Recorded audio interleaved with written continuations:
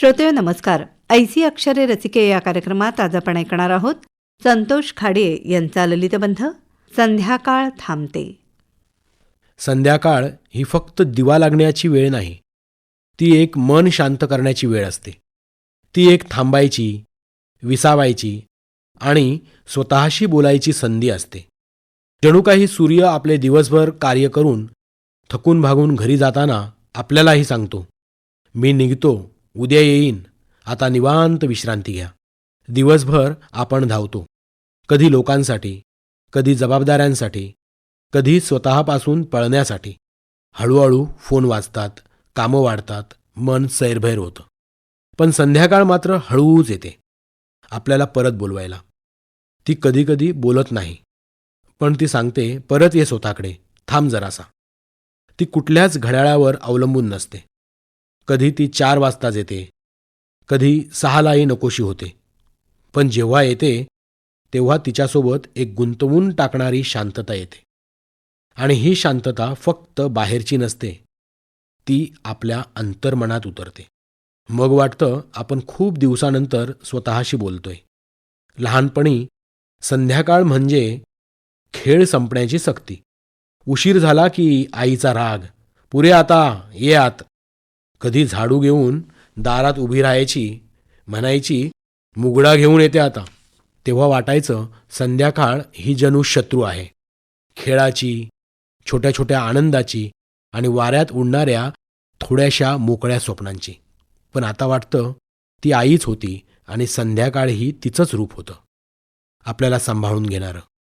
संध्याकाळ म्हणत नाही तू दमलास का रे, पण तिच्या प्रकाशात जो हळूहळू आभाळाच्या गालावरून उतरतो, त्या प्रकाशासोबत अनेक प्रश्न येतात आणि आपल्याला पडलेल्या अनेक प्रश्नांची उत्तरे देखील येतात. कधीकधी संध्याकाळ फारच एकटी वाटते, खास करून जेव्हा एखादा दिवस आपल्याला रिकामा गेलेला वाटतो किंवा कुणीतरी नसणं मनात जरा जास्त ठळक झालेलं असतं. शहरातल्या गजबजाटातही संध्याकाळ आपल्यासाठी हळूवार एकांत घेऊन येते. बाल्कनीत एकटा चहा प्यावा, पण मनात कुणासोबत तरी संवाद सुरू असतो, तू असतास ना, तर असं काहीतरी. कधी ती आठवण बनून येते, आईच्या ओल्या पदऱ्यासारखी. कधी ती पोकळ होते, खिडकीबाहेरच्या संत प्रकाशासारखी. गावाकडची संध्याकाळ वेगळीच असते. ओसरीवर चिवचिव करणारे पक्षी आणि गवतावरून अलगद फिरणारा वारा. आजोबा हातात चहाचा कप घेऊन गप्प. कधी एखादा रेडिओ वाजतो. गावात संध्याकाळ बोलत नाही, ती ऐकते. तिच्या शांततेत आजोबांची चिडचिड आणि काही क्षणात नातवंडावर ओतू जाणारं प्रेम, संध्याकाळचा हरिपाठ, आजीच्या हाताचा वास आणि वडिलांच्या मनात भरलेली काळजी लपलेली असते. आणि एकटी संध्याकाळ, ती घरात नसते, ती आपल्या आत असते. कधी मी टेबलावर एकटा जेवतो तर वाटतं कुणीतरी शेजारी बसायला हवं होतं, पण बसत नाही. कुणीतरी आठवत राहतं, पण नाव उच्चारताच गळा अडकळतो. कधी वाटतं संध्याकाळ म्हणजे आपल्या नसलेल्यांची हजेरी असते. ते जणू संध्याकाळीच आपल्याजवळ येतात, शब्दांशिवाय, आरोपांशिवाय, फक्त अस्तित्वासारखे. कधीकधी संध्याकाळ केलेल्या चुकांचा पश्चाताप होते आणि अगदी रात्री उशिरापर्यंत मनात घर करते. संध्याकाळ म्हणजे शेवट नाही, ती एक निमंत्रण असते. आता थांब, आता स्वतःला वेळ दे. ती आपल्याला माफ करायला शिकवते. जे चांगले किंवा चुकीचे काम आपण दिवसभर केले, त्याचं ओझं आपण मनात साठवून ठेवतो.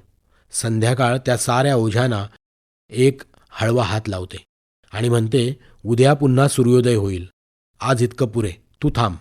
संध्याकाळ काही सांगत नाही, पण ती सगळं समजते. आपलं धावणं, थकणं, चुकणं, आठवणीत हरवणं, आनंदाचे क्षण, सगळं. ती काही मागत नाही, फक्त थांबते नेहमीसारखी आपल्यासाठी. संध्याकाळ थांबते संतोष खाडे यांचा ललितबंध आत्ताच आपण ऐकलात. ऐसी अक्षरे रसिके या कार्यक्रमात निर्मिती सहाय्य रोहिणी पाटील आणि सादरकर्त्या ज्योत्स्ना केतकर. पुन्हा भेटूया उद्याच्या भागात. नमस्कार.